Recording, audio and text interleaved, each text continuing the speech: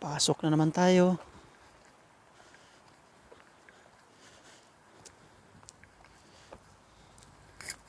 Para sa ating gampanin sa pang-araw-araw na gawain.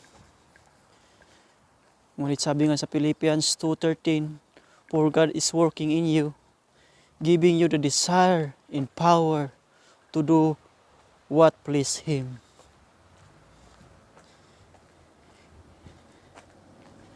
Tutulungan tayo ng Diyos. Gagabayan niya tayo. At ang mahalaga, gawin natin ang nararapat para sa Kanya.